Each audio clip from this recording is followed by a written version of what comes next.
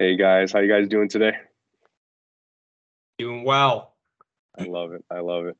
Zach, how you doing? Fantastic. Could be better. Oh, that's great. And then Hafiz. Oh my goodness, special guest on today's podcast, Hafiz Beoku. This is a long time coming, and you have no idea how much we appreciate you tonight. How are you doing? Man, I was doing good until you butchered the last name, man. Fellow You see? Nigerian, my guy. Yeah, My hold on. Let me Nigerian ask. brother. Oh, Yoruba? Baoku. Baoku. But are you Yoruba though? Yes. Muslim though. My dad is, but Hafiz is an Arabic name. Yes.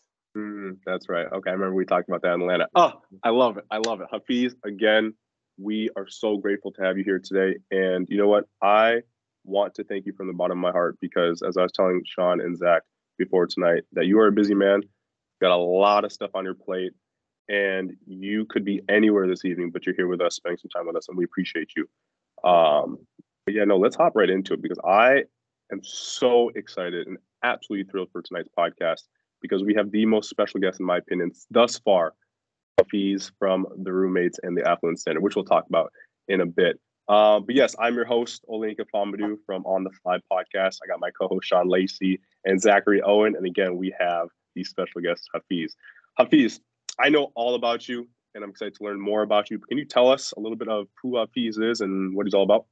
Yeah, no, I appreciate it, man. Now, to me, my purpose is to use the tools and gifts that God has given me to help transform the lives of men.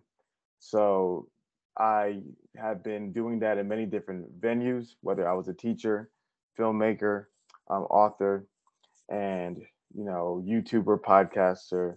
Now we have a luxury suit company called The Standard, where I specialize in creating communities of extraordinary men.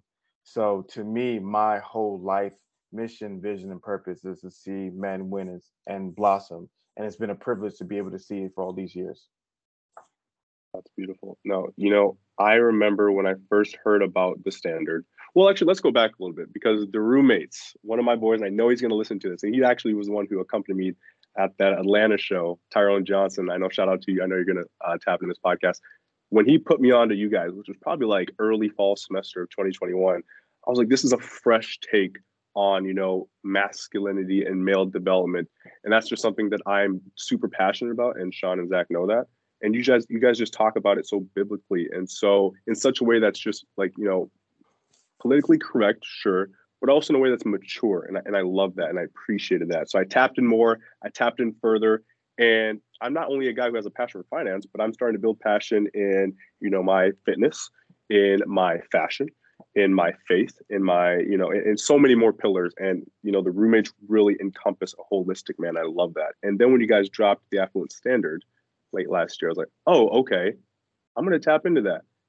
And I was tapping into some of the information and I didn't tap in the first round. And I regret that because being part of the Standard 100. But then I knew April 4th, I won't forget the date, I tapped in. But even before that, again, Tyrone Johnson, I know you're going to listen to this. When we met Hafiz and Chris at the Roommates in the Atlanta show, March 5th, and you and I remember this, Hafiz, we were like 3 inches away and you were just telling me like the mission behind the Standard. And I was like, I am 100% in. I kid you not, I'm in this.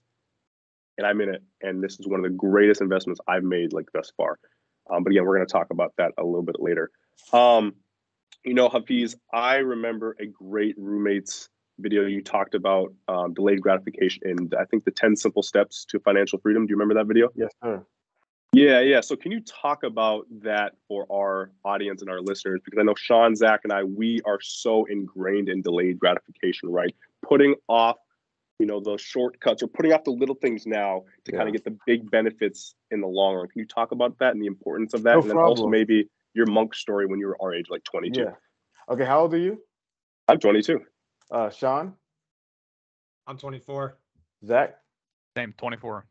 Cool. So Yinka made a point where he said earlier, he was like, man, I love the nuanced perspective that you have with masculinity. I love the holistic message. In the year 2021, when I'm 31 years old.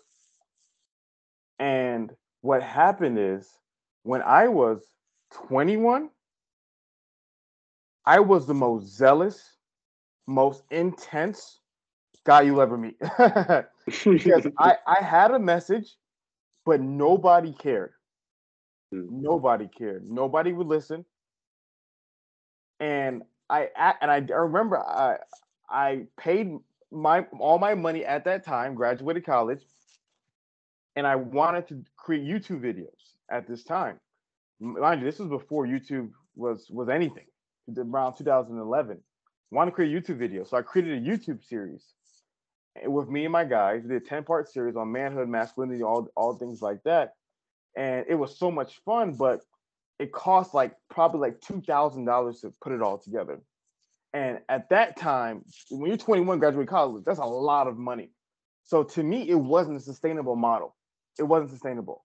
So I was like, dang, I want to share my ideas, but I can't afford to share my ideas. So what I'm gonna do, I'm gonna write.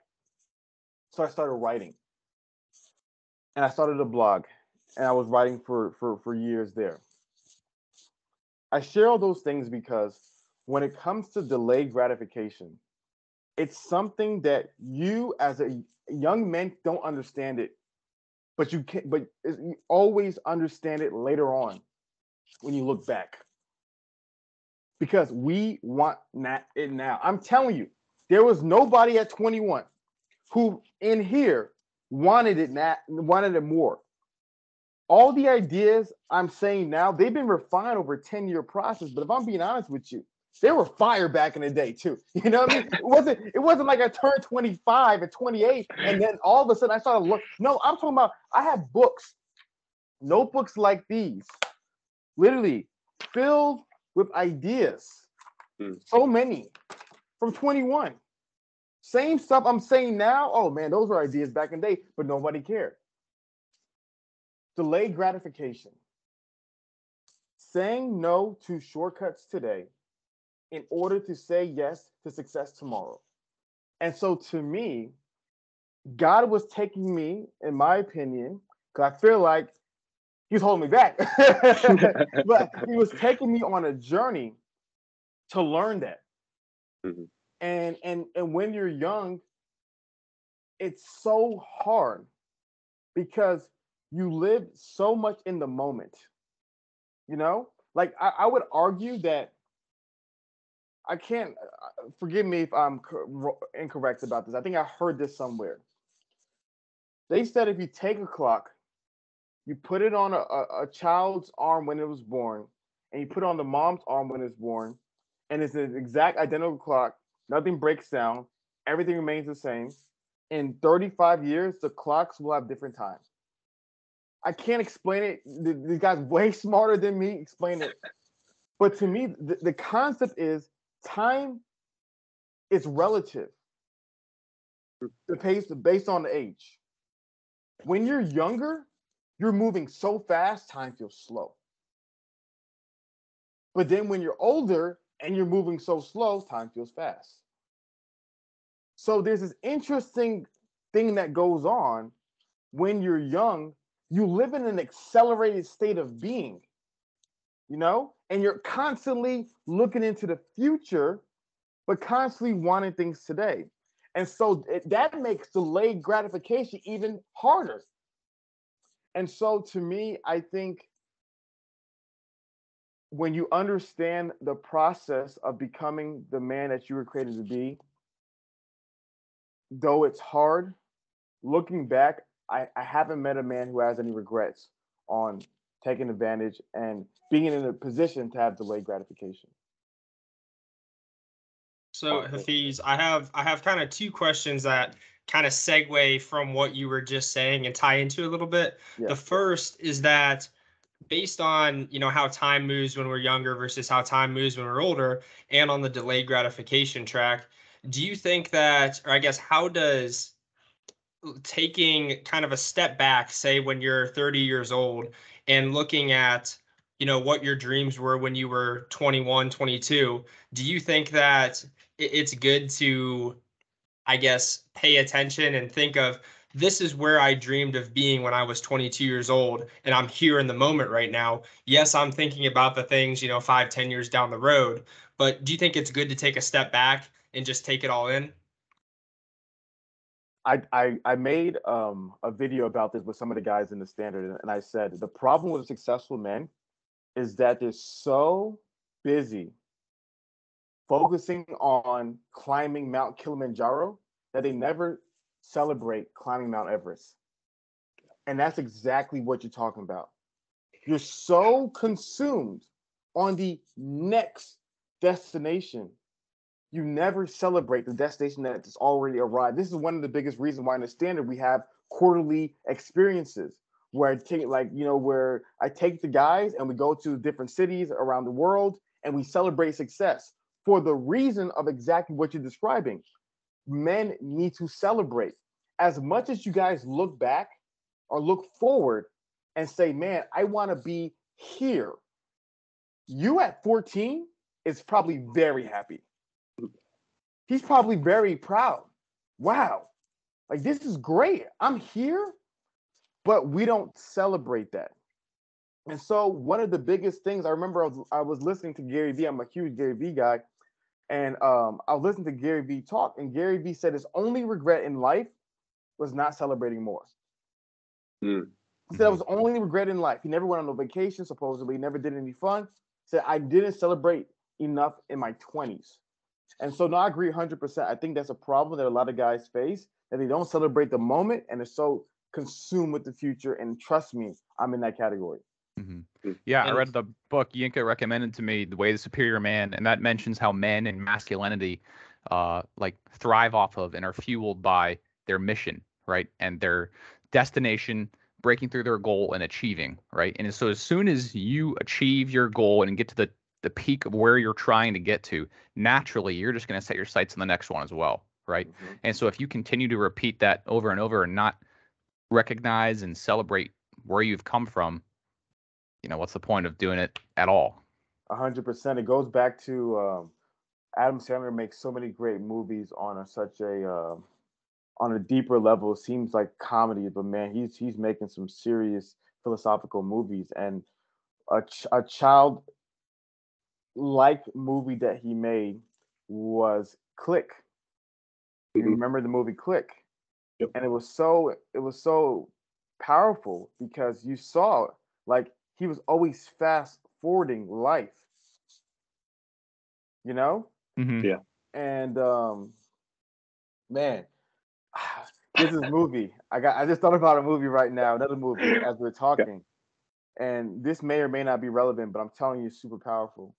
So it's a girly movie. It's called the About Time. And I'm gonna ruin the movie, so forgive me, guys, if you guys were planning on watching a good romance movie this weekend. So the movie called About Time, and in the movie, the main character can go back in time. So it's very interesting because the first part of the movie, if you have the power of time travel, what are you going to do? Go back in time to change things, right?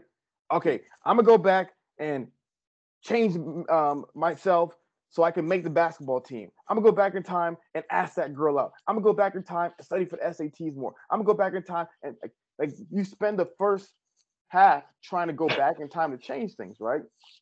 What ends up happening is that at the end of the movie, he learns the true art of time travel. And the true art of time travel is to never travel to begin with, but to live your days so fully present in the moment that you don't even want to go back in time because you're here right now. And so to me, I think that's the place as a man you want to get to. Right now, you guys have your foot on the gas. It's all I know it. Your foot's on the gas. Man, I can't wait till I buy my first house. I can't wait till I get married. I can't wait to make my first 7 figures. I can't wait. Your foot's on the gas. Eventually, you put your foot on the brakes. Oh, wow, my son is how old? Oh, my gosh, she's getting married? Retirement party? Grandchildren? Then you're going to hit the brakes, and by then, you would have wished, man, I wish I would have stopped and just stayed in the moment. And so, no, I agree 100%. I think that's something that a lot of men struggle with, who, especially men who are always trying to climb that next mountain. That's immensely powerful too. And it's tricky because we hear all these people, I guess, content creators and famous people like Gary Vee, like your Mark Cubans of the world, people who are immensely successful, and they preach that you need to push forward, think about the future, sacrifice your 20s for your 30s type of thing. But it is great to take a step back and realize where you're at versus where you were at a few years ago. And my second question, then I'll let Yinka get back into it. As a content creator, when you were starting out, when you were in your 20s or your early 20s, and no one was, I guess, taking in your content, watching your videos, what drove you to push forward, and what kind of strategies did you use to not give up? So that's an amazing question. And if I was a superhero, I'll have two powers. Okay. The first one is super speed, which is why slowing down is so important. I love going fast. I'm like Ricky Bobby. I love going fast, right? And then my real superpower that I actually believe is like something that I can do very now is replication. The way Mystique is in X-Men. I can copy things very easily. That's my skill. I'm not the best in regards to innovation, but if I see something, I can copy it. It's very interesting. Even like when I was a preschool teacher, I used to be okay at drawing pictures. I used to be okay at it. But then one day I said, you know what, let me draw. It was one of my favorite kids' birthdays, and I wanted to give him a birthday card. And I was like, I forgot a card. So I said, let me just make him a card. So I literally made him a card, and I saw like his favorite book. I saw the picture of the book, and I literally just drew the exact picture. And like, I was shocked by how good I could draw. I haven't drawn in years. I was like, wow. And I realized I was just so good at copying things and replicating them. So my strength is I can see what makes people successful, and I just copy it. That's my thing. Almost if I'm obsessed with you enough, I know how you became successful. I know I specialize in like knowing people's formulas. What was their formula to be successful? So I looked up the kind of people I wanted to be, especially in the podcast space, and I saw what made them successful. Right. So let's go to the top of the mountain. Let's say like a Joe Rogan, right? What makes Joe Rogan successful? In all honesty, Joe, mind you, he's been doing it for 15 years. He's a beast. He's amazing. Like, you do anything that long, he's great. But really what makes Joe Rogan podcast so amazing, especially in my opinion, the golden era of Joe Rogan from 2015 to 17, was the guests. So what I realized is in the world of podcasting, the people don't care about what you have to say until you become somebody. And so then there's this catch-22 is that you're not somebody unless people care what you have to say. You know? So now what do I do? So when you think about the most successful podcasts, almost everybody had a form of celebrity beforehand. Flagrant 2 with Andrew Schultz, he had Brilliant Idiots, and he was on MTV Guy Code. Joe Rogan had Fear Factor, he had Newsweek, he had a bunch of different shows hosting MMA, right? Like almost every single person who were top tier podcasters today, they had a level of credibility, fame, where people were interested in them to watch their show. So I was like, oh, that's not me. So who's more similar to me? And that person would be Lewis Howes.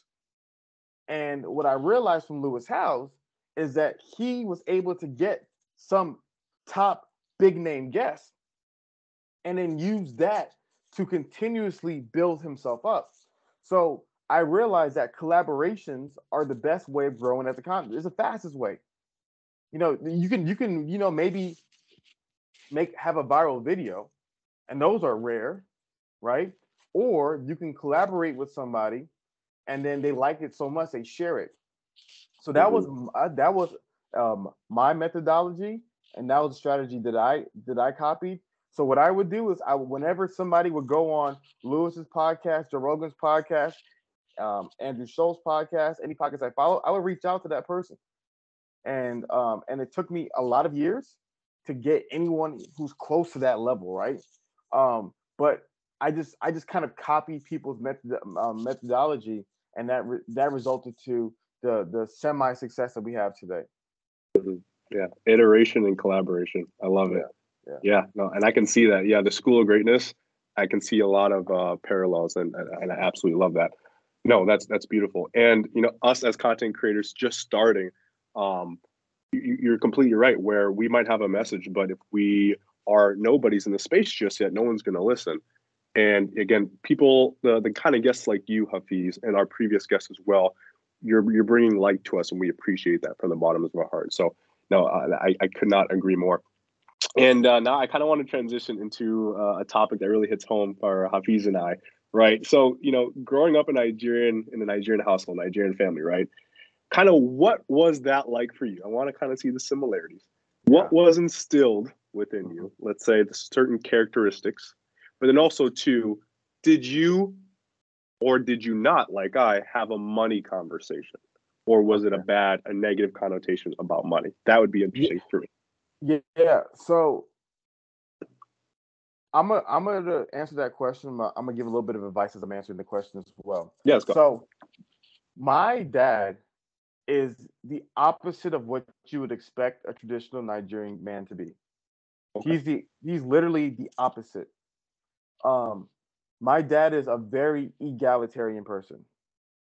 Like it's really, I didn't understand how different he was until I started growing up. Like, for example, like my dad would change our diapers. My dad would shower us. My dad would cook us dinner. My dad would feed us. Like my dad would do so many things as a man that I just thought everyone's dad did stuff like this. I thought everyone's dad puts them in a stroller and takes them shopping, and everyone's dad takes them to the park, 3 times a week.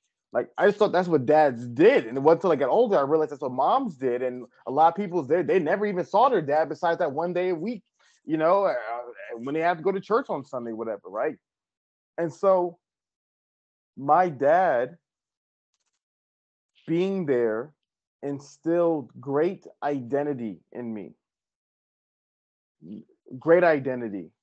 And I think to me, him caring so much gave me a very caring heart. Mm-hmm. And so that's very different from most, traditional Nigerian households, if I would argue. But then genetically, I got a lot of things, from his father and my mom's father as well. So like Nigerian behavior, to use that kind of language, didn't come from anything where I was raised by. It came all genetic, in my personal opinion. And so in regards to the money conversation, it really wasn't there, because my dad is such a liberal guy, like legit, like we're like the opposite end of the political spectrum, him and I. My dad's such a liberal guy. Like he's not like Robert Kiyosaki's dad, not like that extreme, but he's a guy who's like, if I have enough money to feed my children and they're happy, that's all I care about. So money wasn't like this big thing as long as he had it to take care of his children, And so I think that's where the nuance was, where it was like for me growing up, was my dad was so obsessed with his children. It really instilled that in me, and money and work wasn't really like this obsessive thing as other people experience.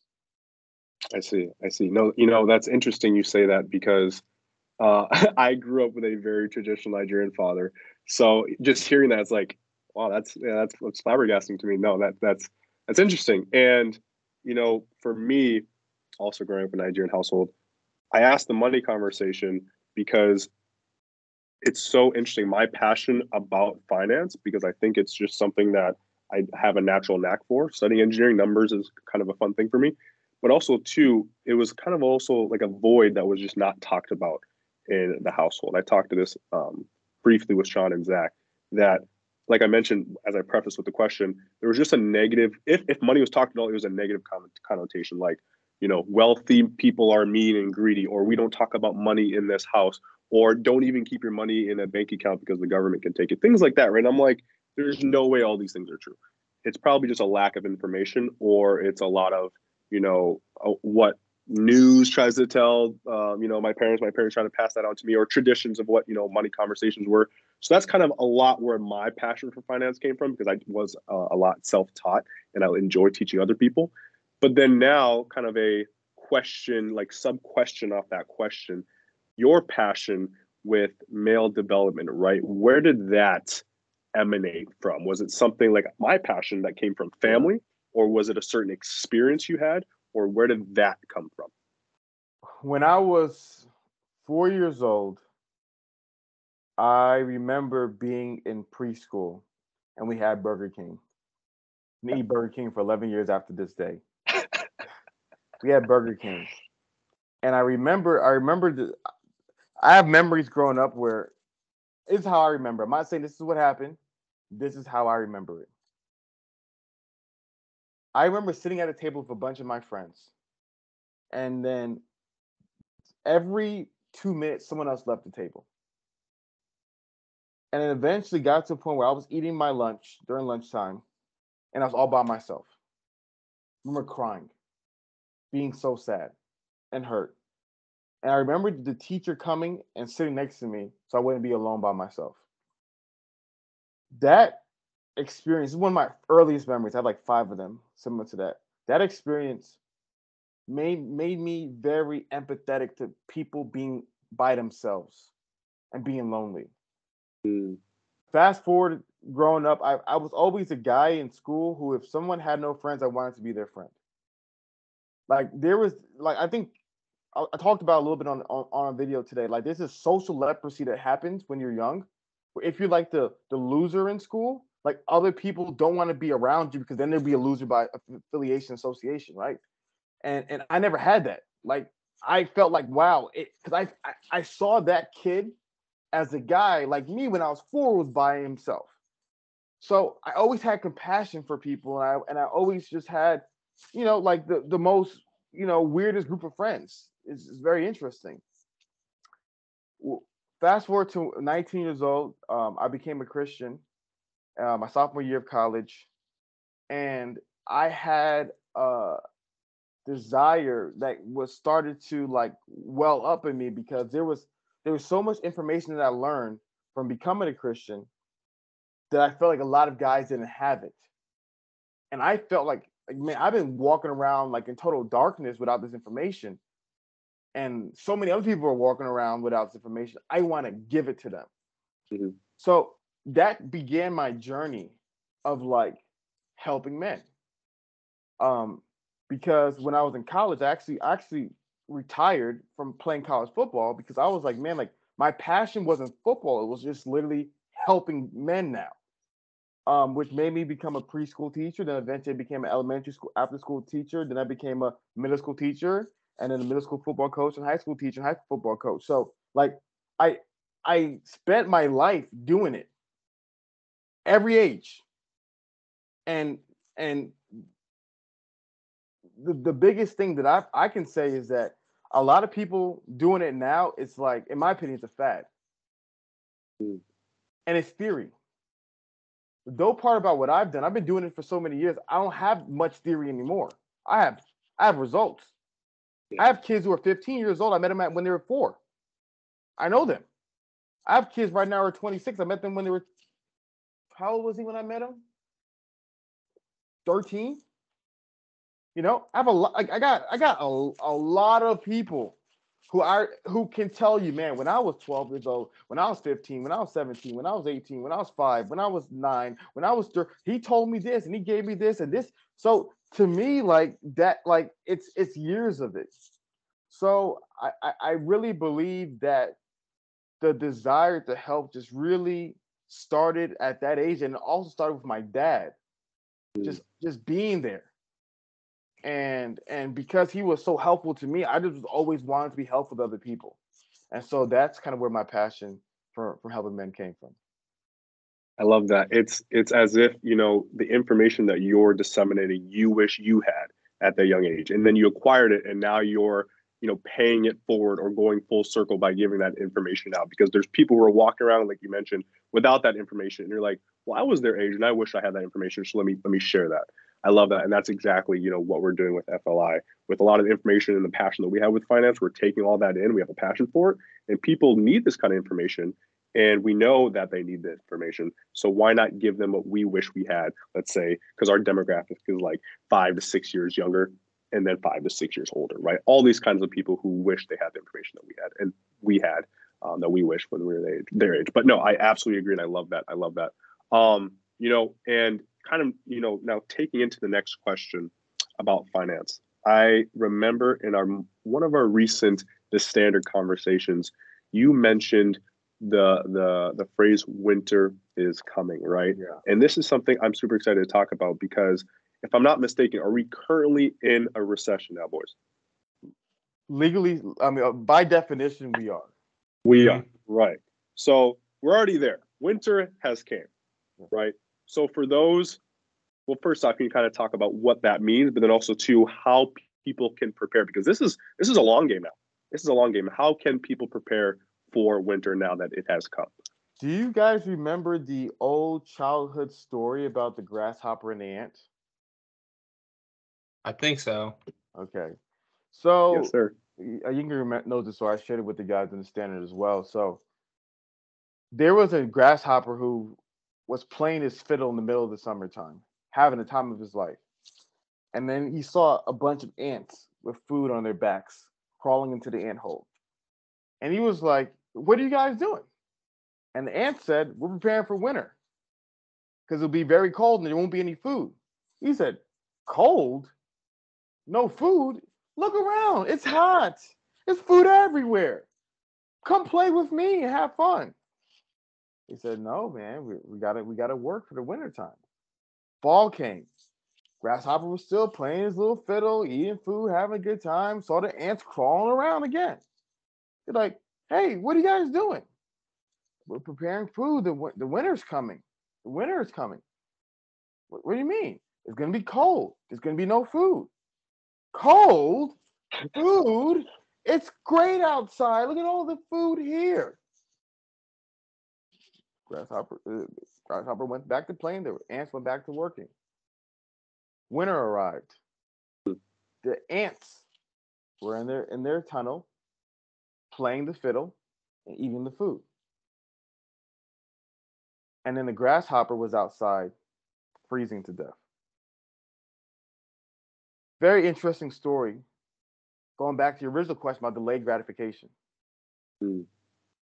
The child story, but these Aesop's fables, man. This guy was a freaking genius. There's something divine in the Aesops and the Shakespeare's and all these old people of old. They could tell stories, man. These people, they were very connected to the divine truth of humanity. So the concept of winter is coming is that there will be a time when there is not. There will be a time where there is, and there is a time where there is not. There's a time where there is a lot of money. There's a time where there is not a lot of money. There's a time where there is a lot of opportunity. There's a time when there is not a lot of opportunity. So when you understand that concept, you realize that if a lot of good things are happening today, there's a possibility that bad things could happen tomorrow. So if you're only living as if good things will continuously happen for the next umpteenth years, you will suffer when bad things happen tomorrow. And so to me, that's one of the biggest things when it comes to, as you know, finances. Mm-hmm. Because a lot of young adults, especially, you guys' generation, I believe you guys' Generation Z, the biggest issue is that you may not have been, you've never been through a real recession, and we've lived in a time of economic surplus the past couple of years. So people don't know what it is going to be like when there is tough times. every generation goes through it. And so that's something that's happened, and that's something that's happening, and those who are prepared are winning, and those who are not are going to suffer. Mm-hmm. And how can one prepare for it? So, one of the things I talk to the guys in the standard about is budgeting, and budgeting based upon 75% of your income, Mm-hmm. right? So you budget 75% of your income so that you can be able to save and invest the additional 25%. Either invest 15, save 10, save 15, invest 10, or save 20, invest 5, whatever you're comfortable with, right? So by hedging your money like that, one of two things happen. One, you build up a safety net for savings in case you get laid off. I have a close friend of mine who got laid off today. So it happens. And two, here's the real part about it. It's a question I've always asked myself as a content creator. If everything were to go away, how would you replace your income?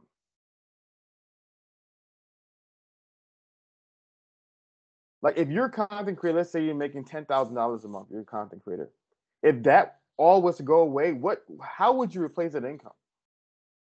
What would you do? What job will you apply for that's paying $10,000 a month?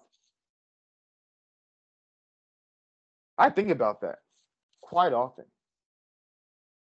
And so part of living below your means is also helpful, because what can happen is if you lose your job, but you were only living on 75% of your income. So let's say you were making $5,000 a month and you're actually living off of 4, right? Now, if you lose that job making $5,000 a month, you can take a job making 4. Mm-hmm. Because if you've ever been unemployed, you know, man, that like you think you have money now. Imagine no money coming in. You know? And so now, by at least having a job now, you save yourself. Right? And so to me, I think that's one of the biggest things people have to consider, and to protect themselves is you have to live below your means initially to develop the nest egg, a safety egg, before you continue in today's society. Yeah, I agree. I think something that we talk about a lot at FLI is that there's only 2 ways you can, I guess, increase your wealth. And it's you either make more money or you spend less money. And budgeting really covers the spending less money and living below your means. But in terms of your personal situation, yes, you do content creation, but what does your streams of income look like? How many do you have? How do you, I guess, diversify to protect yourself if, say, one were to decrease versus another?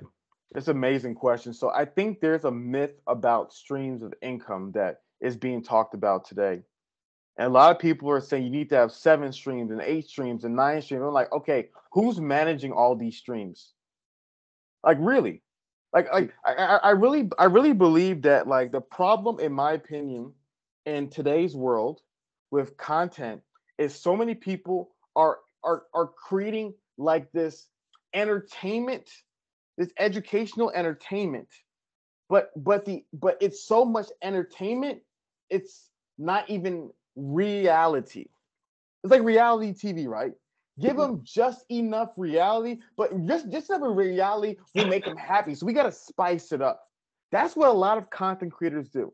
They don't really give you the exact reality of how it's. They give you enough to make it sound good. Oh, 8 streams of income, 9 streams of income, 10 streams of income. It all sounds very good. But who's managing your real estate properties? Who's managing your stock portfolios, your investment portfolios, your laundromats, your not your ATMs, your vending machines? Who's managing all these things? You at 27, 25? So I think there's a myth about multiple streams of income, but I'll answer your question directly. Officially, I have 2 streams of income. I have the standard and I have the roommates.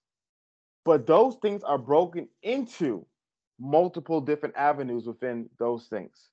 So that's when people say multiple streams, they're usually saying I have one thing that can create 7 different ways of making money. But the myth, to me, it's not multiple, because that one thing goes away, so do all those streams go away, right? So like a lot of content creators say, oh, I have 7 streams. Like, no, you have one, because if your YouTube channel went away, there goes all those 7 other things that are making money. So I'll explain to you the 7 things that make money from the roommates. First, YouTube ad revenue. I don't gotta explain that. You guys know what that is. Second thing, I sell a manhood/masculinity course. I sell that through Shopify, Teespring, as well as Squarespace. The third thing, we have ad revenue. Shout out our sponsors, Skillshare, Skillshare.com/roommates, and Shortform.com/roommates. Our sponsors, Shortform and Skillshare. Then the fourth way we have is Patreon. So Patreon is our private community where people can get additional content, additional information. That's our fourth stream of income. The fifth stream, which I actually stopped doing, was I used to do one-on-one sessions. So people wanted advice and they wanted to talk to me about something. I would offer private sessions. The sixth thing, which I also stopped, was we would do which I wear at Yinka at a roommates live show. We'll travel to different cities, and then we will be able to talk to the guys about the roommates and do Q&As and fun things like that. And the last thing was we have a separate clips channel where we put out our clips, but honestly, that channel has never did very well. I'm not the one managing that, and it has a bunch of issues. So that's technically my 7 streams from the roommates. But like I said, I consider that all under the one stream of income, because it's all under the roommates brand. But obviously, I have stocks. I don't consider the dividends a stream of income. Some people do. I don't consider that. I'm not making that much from dividends. And at this point, it'd be a stream, maybe a droplet of income, right? Right. Bitcoin, but we all know that was like Houdini, that Bitcoin. So I don't consider that a stream of income either.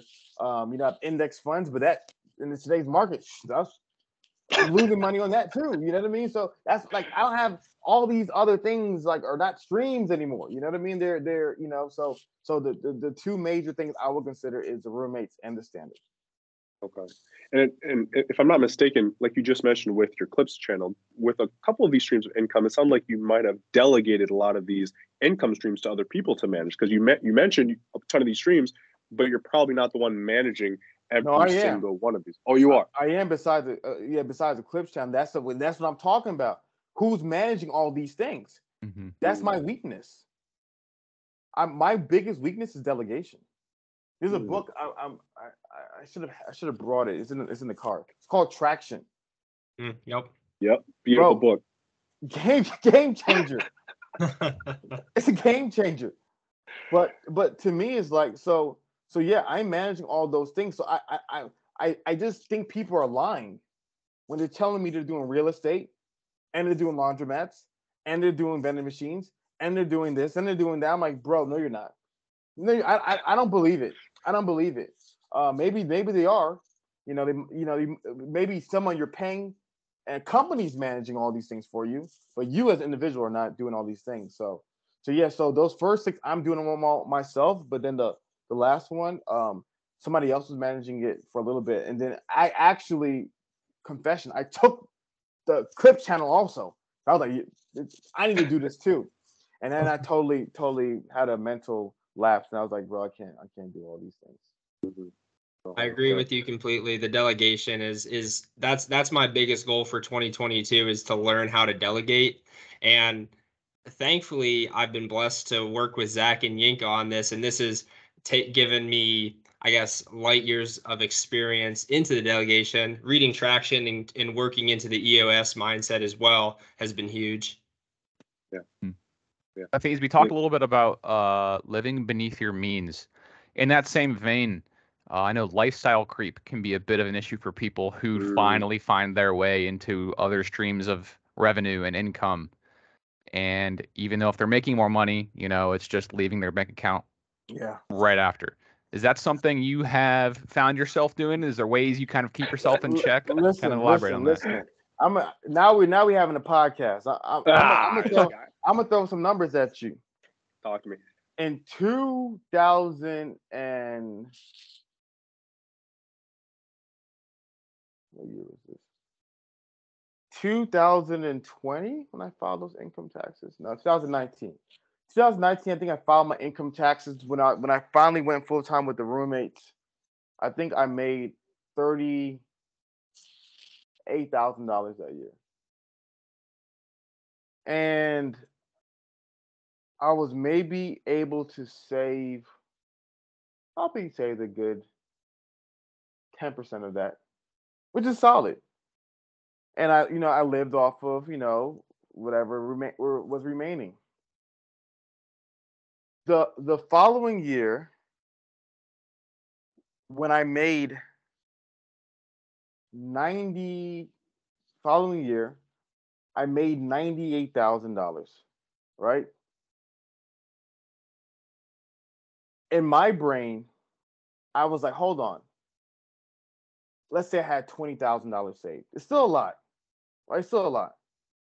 But I said to myself, I said, before I was able to live off of 34 and still have money left over.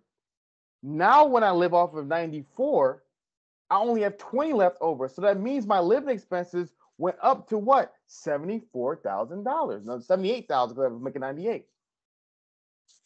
And I was like, where is $78,000 worth of stuff at? Right. Where is it at? Then the following year, the number went up. Let's just say the number was 300,000.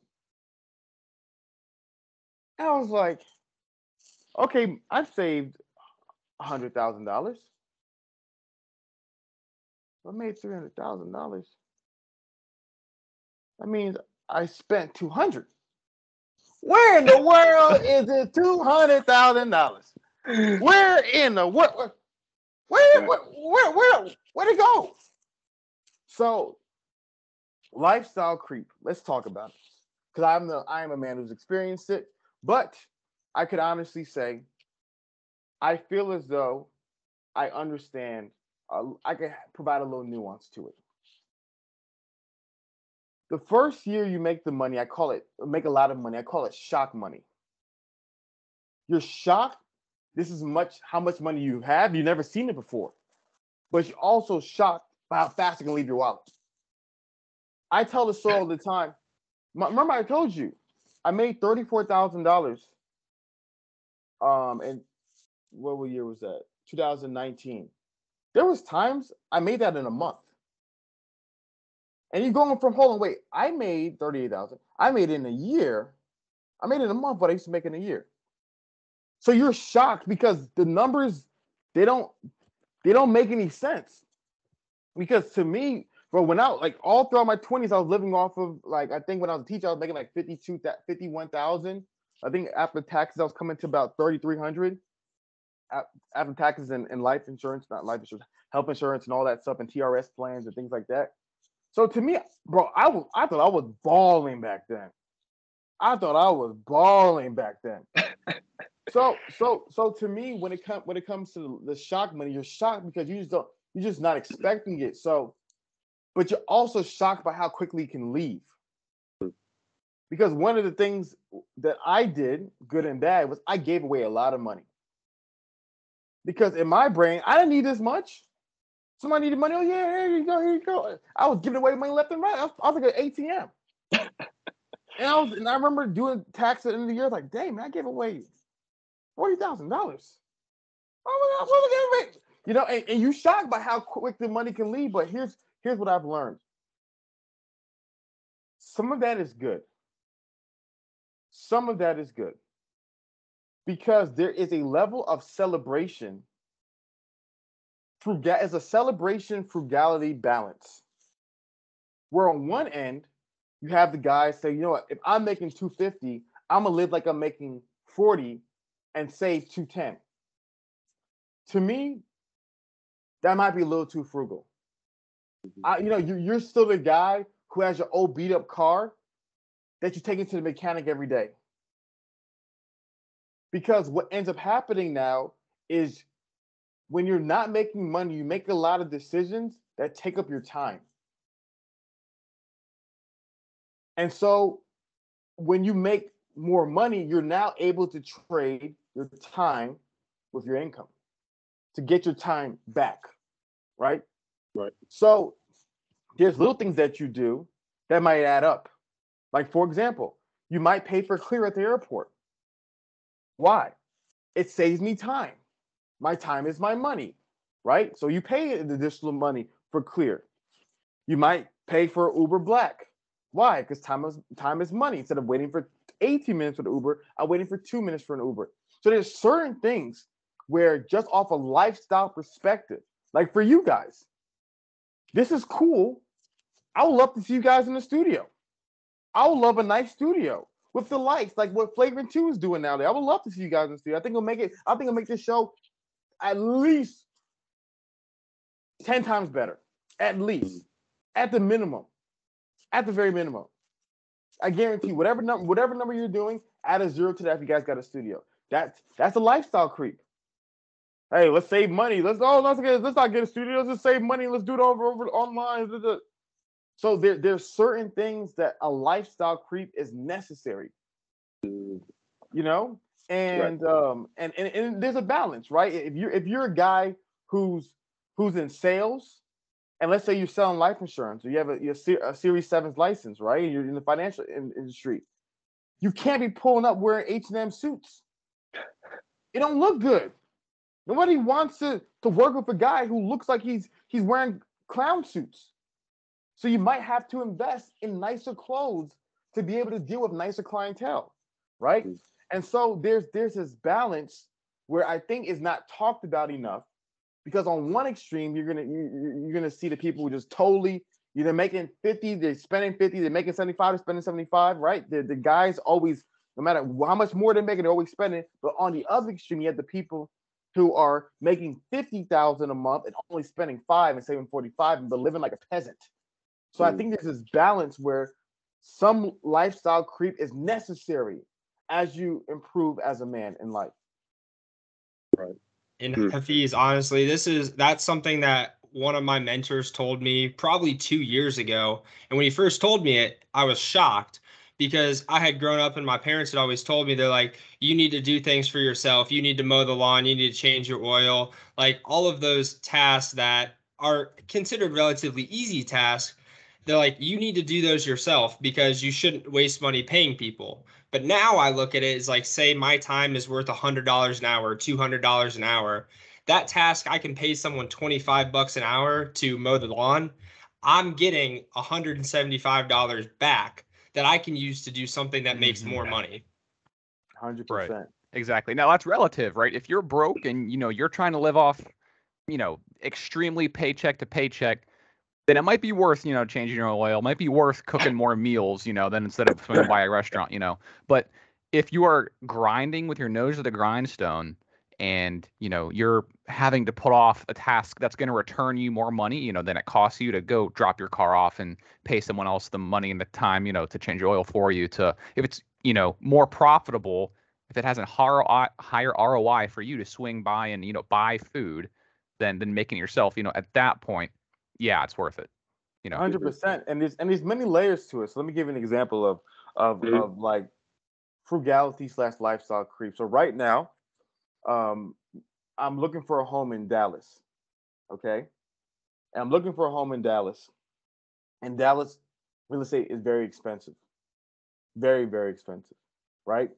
So the rule of thumb is 30% of your income for your housing, right? So let's just say person who's making $100,000 a year, that's $8,333 or $8,267 a month. Let's say after taxes, if a guy is married, let's say let's just say 77,000 a month, right? So just throwing out some random numbers out there, may or may not be accurate. So let's say 30% of 7,000 a month, would that be 21,000? If I'm not mistaken. Okay. So if you're a guy making $100,000 a month, technically you need to be living in a place that the rent is $2,100 a month, right? But right now, in a situation where I have a wife, I'm always gone. I'm never home. So she's alone by herself a lot of the times. So with the $2,100 a month place, unfortunately, in the Dallas area, because of inflation and all the things going on, you're not living. We're trying to rent a house, not stay in an apartment. We're not living. You're not living in the best places, right? Right. So it makes more sense to say, you know what? All right, we'll live in a $2,500 place, move some numbers around, for the well-being of my family. So there's certain lifestyle creeps that are affordable, that makes sense when you do multiple variables as a man.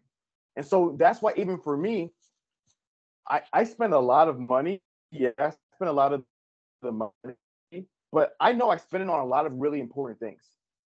I did a lot of things that, in my opinion, were very meaningful with the money, versus just saying, you know what, I'm making $300,000, I'm going to save $200,000 and hoard that in the bank. Versus, okay, let's use it to empower, encourage, and invest in the lives of the people. So I think there's, like I said, the lifestyle creep has happened to me 100%. But then there's a lot of nuances that take place in it, where it's okay to improve. And some guys, I know the very frugal guys who probably watch your content and are doing fantastic when it comes to taking your advice, need to learn about that balance. Yeah. No, couldn't agree more. It's very funny because I have a mentor who works at Apple in California. And I went to go visit him in December. He had an example where making disgustingly amazing money, right? Bay Area money. But this guy, shout out to Phil, if you're gonna listen to this, he bought a Dyson fan just to simply blow the dog food, because he has a dog, the dog food like smell to the window. But little things like that, he's like, Yinka, I'm like, I asked him, why would you pay $300 for a Dyson fan? He's like, convenience. I'm paying for convenience. I also have these Dyson, like, he loves Dyson fans and Dyson vacuums on every floor, so I don't have to lug them between floors. Okay, now that's pushing it. But all the thing is, it's convenience, right? Yeah. You're saving your time and you're trading it for money, which you probably have an influx of. And I love that, and that's beautiful, and that's something that we're going to have to balance as that, increases for us. So I love that. And, as we wrap up, because you mentioned it multiple times, I really want you, to spend some quality time talking about it, because I'm a part of it and I love it a lot, is, even before we talk about that, is, community, right? And that's something that you have solved that problem for a lot of men like me with the standard. Yeah, you see, he's getting ready with the standard. It's community. And as us, as FLI, we're trying to build now a community as well on Discord with people who are like-minded like us, who are trying to, build their knowledge on financial literacy, right? But nonetheless, can you talk about how you noticed and then how you actually are solving that problem of community with the standard? No, 100%. I think to me, I get so many questions from guys over and over and over again. But before I do that, I'm very curious. Sean, what would you say is the biggest issue you are trying to solve in life today? The biggest issue? That's a great question. In your life. In my personal life, not related to FLI at all? Yeah.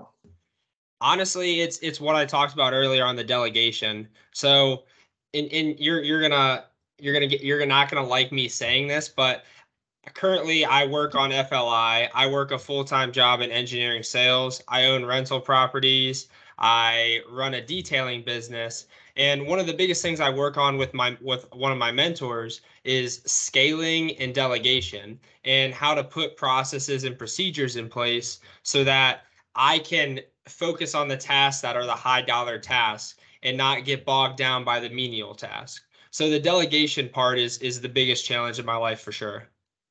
Okay. Go ahead. What about you, Zach? Right now, my biggest task, I'm trying to diversify my income, right? So I have my day job, my 9 to 5. I'm an engineer. On the side, I have a couple little gigs that I've been working on trying to take off. My latest one is Amazon FBA, trying to make some, kind of semi-passive income that way by investing in products, send them to Amazon, have Amazon ship them out. But right now, my income solely relies on my day job, my 9 to 5. And right now I have nothing else to lean on, if I were to lose that. Well, I don't feel like I'm at risk of that. I want the peace of mind, and I want the ability, one, to be able to lose it if I need, and two, to choose to be able to lose it if I need. I don't want to work for someone else my whole life, right? My goal is 35. I want to be able to quit my 9 to 5, and I want to be able to live comfortably off of the other streams of income that I have accumulated for myself. What about you, Yinka? Even though I know where you're going with this, I would have answered before knowing this question.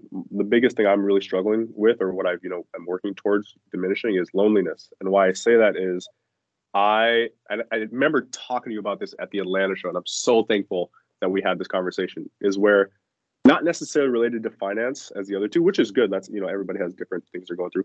But for me, just the way that I know that I move, like it's really Sean, Zach, and maybe a couple other guys that I know that move like me. And there's really not much of a support system.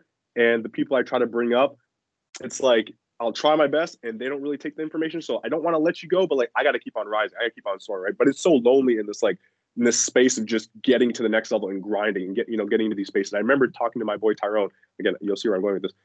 Before we went to the Atlanta show, I'm like, people like Anthony O'Neill, people like the roommates, people like, a lot of you guys that we follow. You guys are in a whole, even though you guys are humans, you guys are in this whole like content creator space, in this space that I know I want to get into, right? And then let's say I'm here, whether you want to say up, down, left, right, doesn't matter. There's this space that I know I want to get into, right?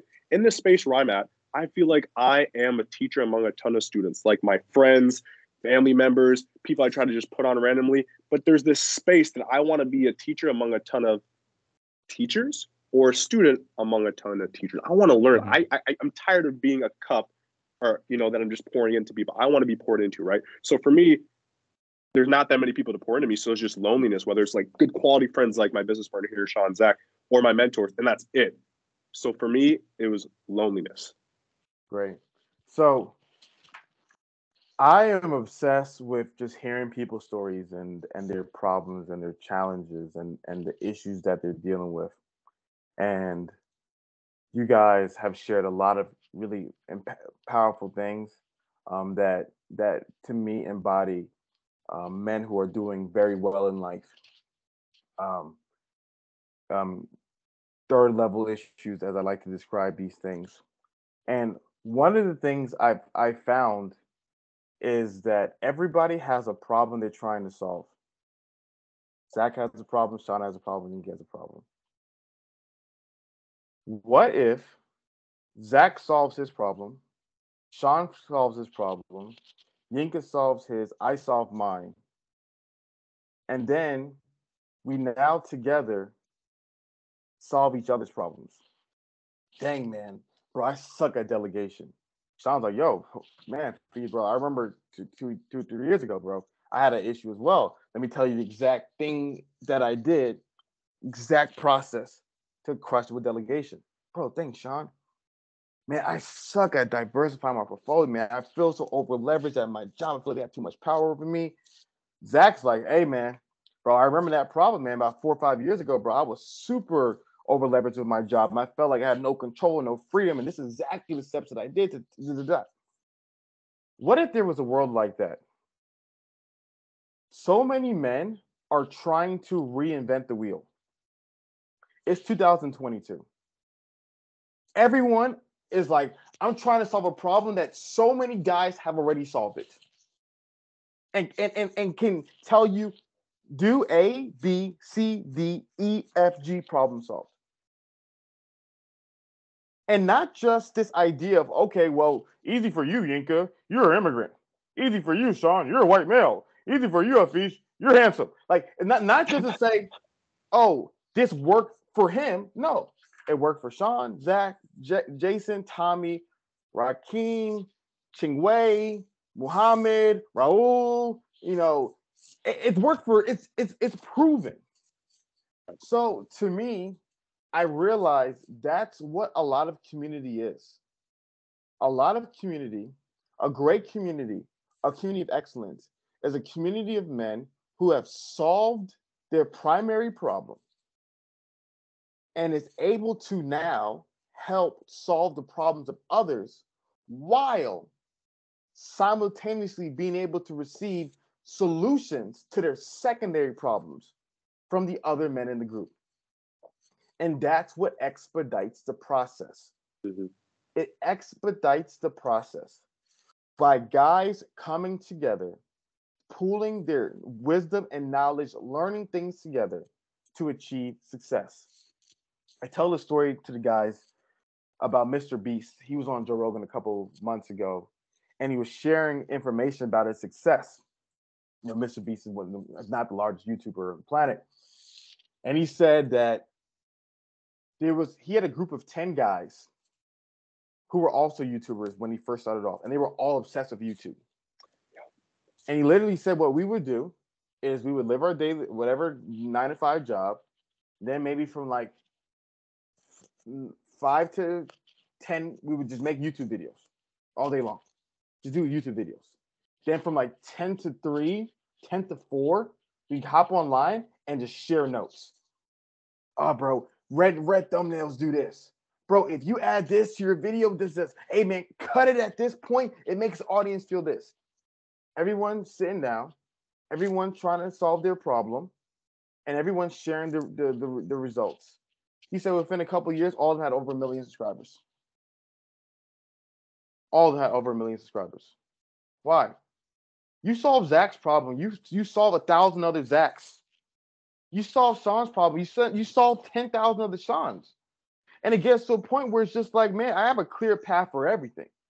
So to me, so many men are trying to do it by themselves, and you can. You can. But why reinvent the wheel? Why? And to me, that's what people don't understand about community. Community gives you the opportunity of not having to reinvent the wheel. But so many people want to do it, and hey, it can happen. But why drive to your solution when you can fly there?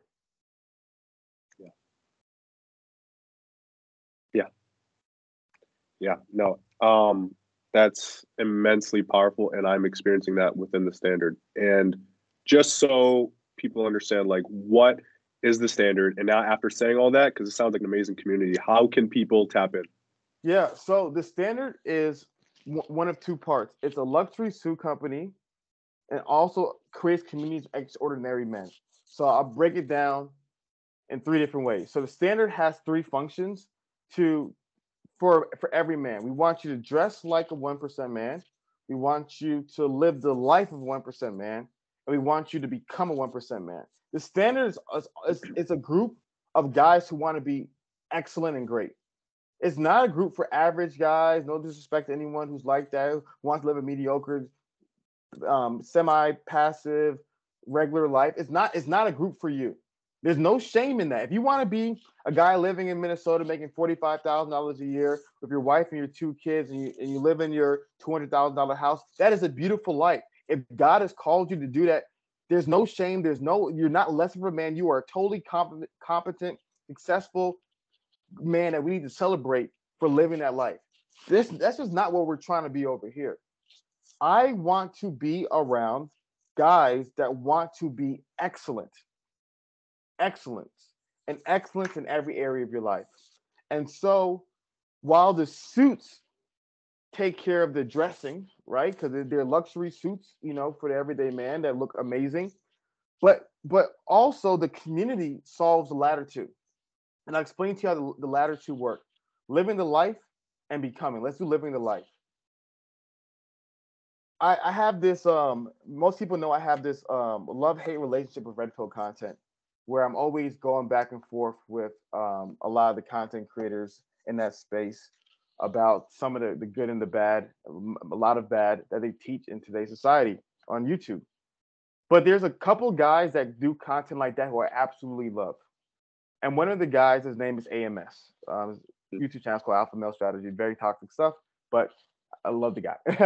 And AMS, I never forget what changed my life. It was AMS and Stefan Lavoisier. And what both of them did, I remember AMS came up to me and I said, AMS, like, how are you doing, with your YouTube channel? He's like, yo, I make X amount of dollars a year. I said, Sure. Seriously, like, how are you doing with your YouTube channel? Like, no, I seriously make X amount of dollars a year. That's not possible. How are you making X amount of dollars a year? Okay, cool. So I do this many views, and I get this much dollars from YouTube. I do this many ads, I get this many dollars for ad company. I have this many patrons, it gets me this amount of dollars. Then I go ahead and sell this many books, sell this many t-shirts. Oh, you have t-shirts, another stream of income one throw in there. This many t-shirts, He broke it all down to me, and I was blown away. I didn't think you could make that much money doing YouTube. My guy Jose Zuniga told me he made $1 million at 21 years old in profit. So you're a liar. I'll show you how. My guy Stefan won't share his information. One of the top 10 independent best-selling authors in the world. Top 10 in the world, not America, in the world. How much money are you making? Oh, this is much money. This is how I'm doing it. No way.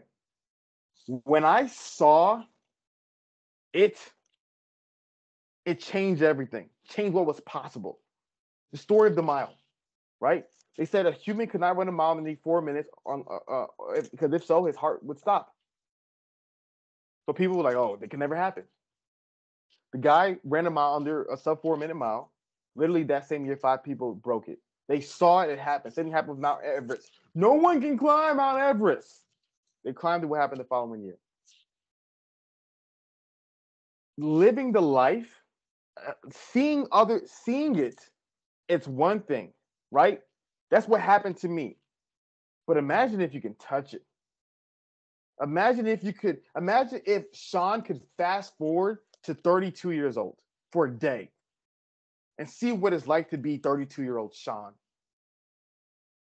Rich, successful, confident, emotionally healthy, beautiful family, respect, speaking engagements. Imagine just being there for a day, just feeling that out, and then going back. Imagine that kind of motivation, just to be able to feel what that's like. So with the standard experience, that's what we created. We created events where guys can fast forward and see, I'm gonna do everything in my power to give you a weekend as if you've made it already. And give you that life for a weekend. Everything you can imagine. Literally, we had this in Miami. We got like the average yacht on Miami can fit 12 people maximum. The average yacht. The one we have fits 100 people. Like the Red Dragon off Rush Hour 2. It's crazy. You're there, you're experiencing this, you're having this life. Then you go back home. You work differently because you felt it. Not just a dream. This is what my life can be like. And then guess what happens? It's not just I want to be there for a weekend. How do I get there? Sean goes into the future, 34 years old, running freaking a conglomerate where he's owning meta companies. He's owning NFT companies. He's owning so many different things. He's like, yo, I have an office. Owen and Associates. Then he comes back in time and he's like, well, how do I get there? How do I get to that dream? I know the dream. I saw it. I went in the future. I saw it. Now, how do I get there? That's where the third part, becoming the 1% man. So it's my desire with the standard is I'm going around and I'm finding men who are experts in every single field that you can imagine. Finance, fitness, emotional health, spiritual growth, Christian theology, nutrition, cryptos, angel investments, mutual funds, insurance conglomerates, index funds, everything you could think about: parenting, marriage, home ownership, managing multifamily units. Everything you can think about, I'm finding those guys and I'm bringing them into this community. And then I'm having those guys do solve their problem. Solve that problem. We're going to empower you to solve the problem. Yo, I want you to solve the problem of how can you make 10K a month with multifamily units? Solve the problem. I dare you to do it. You solved it. Now teach me. Solve the problem to be making $1,000 a month through your dividends. Solve that problem. You solved it. Now teach us. So solve the problem to be able to build relationship with your mayors in your town. Solve that problem. Now teach us. So now what's happening is this community is what I like to call like the Justice League. And what I love about the Justice League is that Batman calls Superman to help him defeat Lex Luthor, but then also, Batman calls Superman to help him defeat the Joker. But then on the same end, Batman joins Superman to help him defeat Lex Luthor. So it's a community of men who is not just being the teacher, but you're the teacher and the student depending on what day of the week it is. Yinka might be the teacher, whereas there's a young guy being like, yo, Yinka, hey man, I love your show. I want to do a finance show. I just need some advice. What can you help me with? Oh, here it is.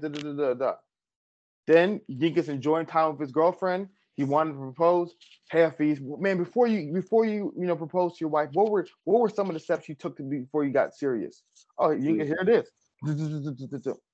So now it's like people join you on. I get to join you on a mission to help you get to marriage, and then you get to join someone else on a mission to help them create their YouTube channel. So to me, that's the desire of it, because all it takes is when one person gets there, now everybody here has a path. Mm-hmm. So it's just multiple areas of life, and I'm excited about it, and I truly believe this is gonna change the world, because I think that's gonna be the model moving forward, because in my opinion, it's something where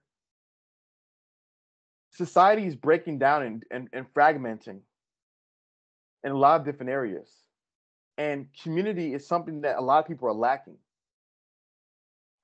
But a lot of people find it online, but it's great.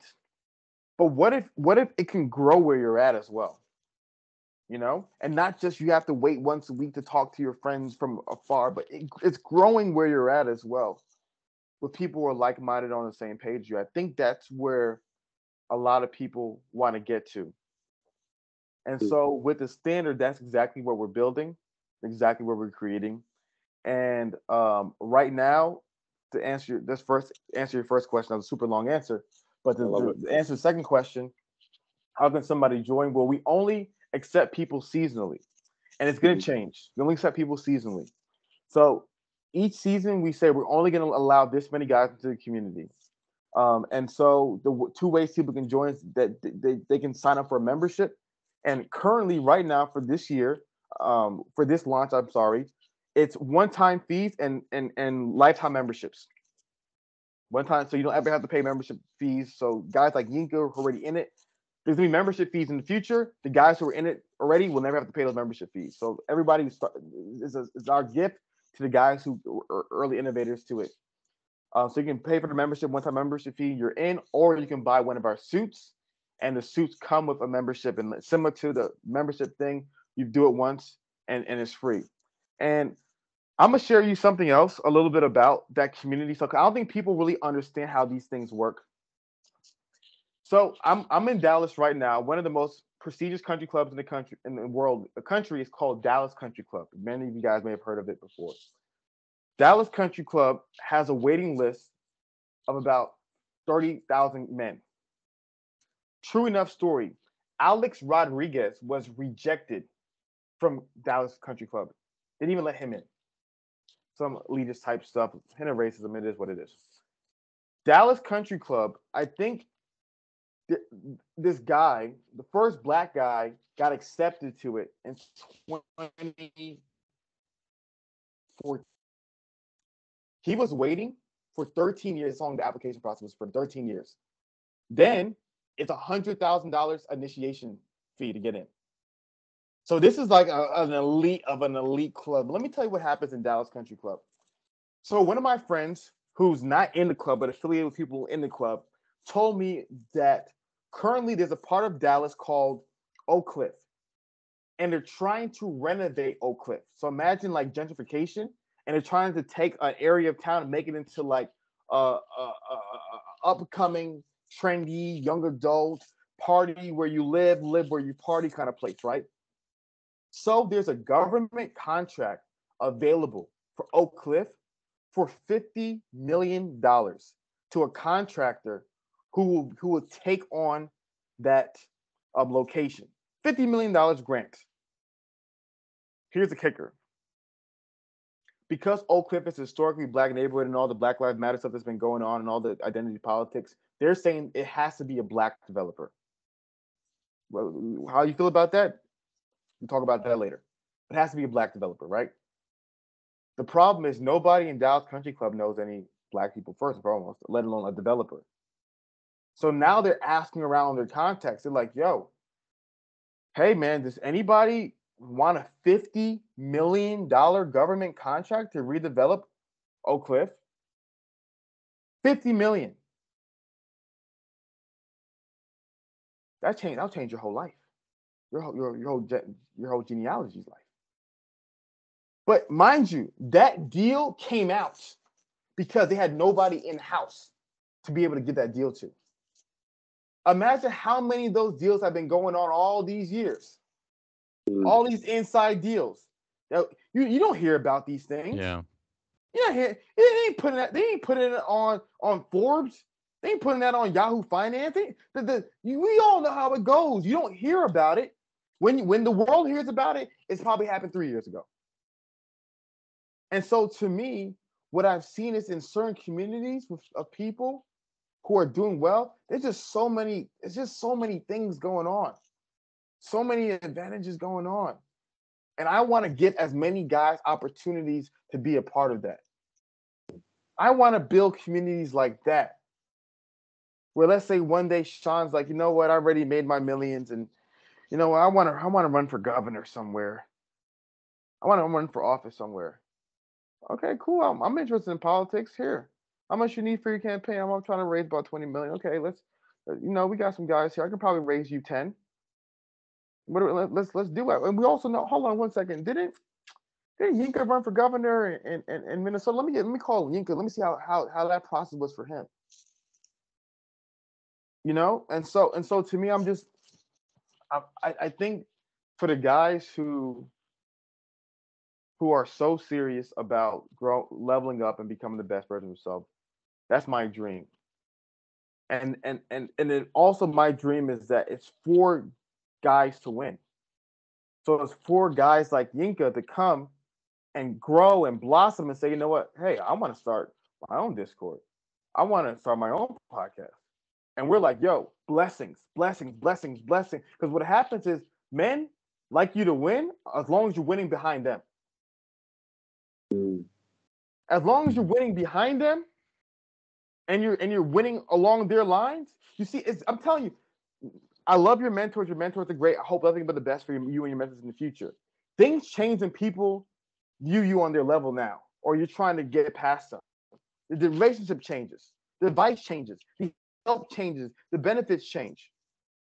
There's one, this little kid, I'm just helping him out to now, he's trying to build what I'm trying to build. To me, I love it. More winning, more success, more life. So I'm not here. I want the entrepreneurs. I want the innovators. I want the community creators. I want the next generation of leaders. I want all those guys here. And I want to see them win.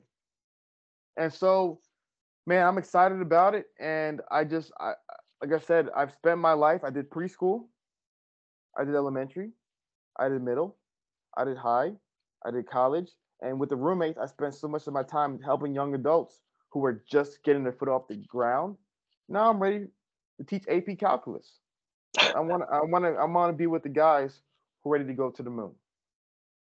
Oh, absolutely, just unequivocally powerful. And I hope that Sean and Zach just heard that and be like, yeah, I'm joining 100%. Because just like the initial fee, that's nothing in comparison to the value that you get out of this, but also the value you put into this. And again, I can attest to that just absolutely.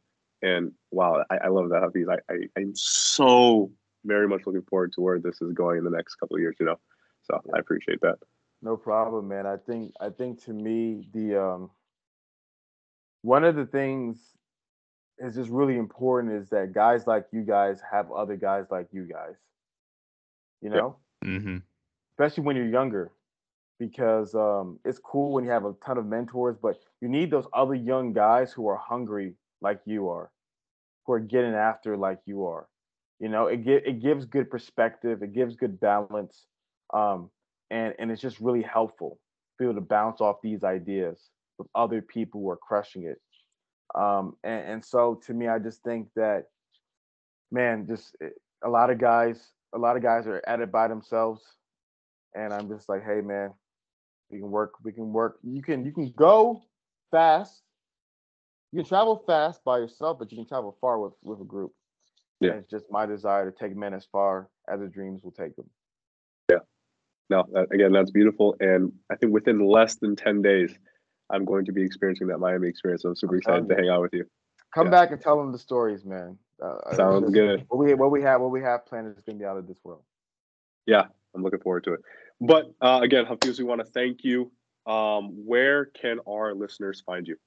Yeah, so I recently started a brand new YouTube channel. You can just go to youtube.com/Hafiz Balku, HAF as in Frank, EEZ as in zebra, B as in boy, AOKU as umbrella.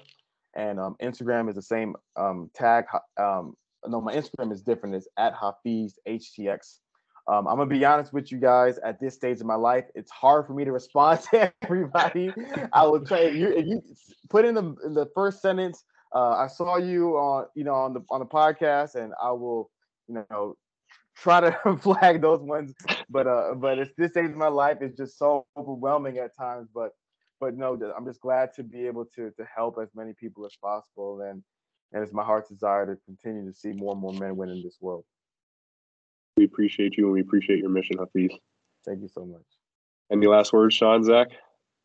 So I would say two things. Number one, Yinka had already sold me on the standard before this, but hearing your kind of testimony here the last 20 minutes, I'm through the roof sold. Like I put in my my waitlist, I guess, confirmation thing, a few months ago, and the moment that comes in, I'm jumping on it. And I would say number two, I had high expectations for this podcast, but Hafiz, you knocked it out of the park. Like this was absolutely phenomenal. The wealth of knowledge that you shared with us and the listeners, we can't thank you enough. We appreciate your time. We know you're busy, so taking the opportunity to have you on the show, it's going to pay dividends to anyone who listens to this and us as well. Yep, agreed. Yeah, thanks for your time. Thanks for coming on. I agree with Sean. I'm gonna be, looking for that same email from the standard. I also put my waitlist in a couple months ago, so yeah, looking forward to it. No, I appreciate it. And something you guys have all said, and Yinka said at the beginning, and you guys say like, man, like you're very busy.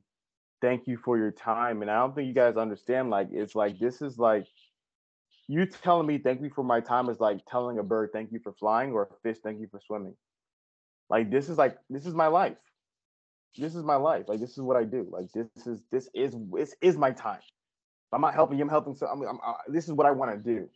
So I think it's an honor and privilege to be able to link up and meet you guys. And to me, just I spent so many years changing diapers, figuratively, literally, like changing so many, man. And I just want to invest my time into the guys like you guys who are the future leaders of the world. And to me, this is what gives me life. It gives me meaning. It's why I wake up in the morning. So I want to thank you guys for giving me the opportunity to meet you all. I look forward to, seeing you guys all in person, connecting with you all in person, and building with you guys more and more. Because to me, you guys are the future. And the beauty about the standard is that it's all kinds of men, and all men are equal. All men have value. All men should be respected. No one's looked down upon. No one's insulted. No one's shamed. This is not a Johnson measuring contest where one person has 1,000 followers, another person has 1,000,000, and you're lesser than. No. There's an opportunity. Everyone here is great. Everyone here is a man of decency, a man of dignity, a man that deserves respect. So thank you, gentlemen, so much for your time. Yeah. Well, again, thank you. Yeah. So again, thank you, listeners. If you made it this far, what an amazing podcast episode. Absolute gems dropped by Hafiz. Absolutely looking forward to have you hopefully on a future podcast, maybe with Chris. I know I reached out to Chris a couple weeks ago. He said he'd be down to join the podcast. I know we're trying to secure a date, so maybe you can help me on that one. But nonetheless, again, thank you. We thank you, and we cannot thank you enough because, again, we appreciate you. But yes, this was On the Fly podcast. And again, for all our listeners, we thank you as well.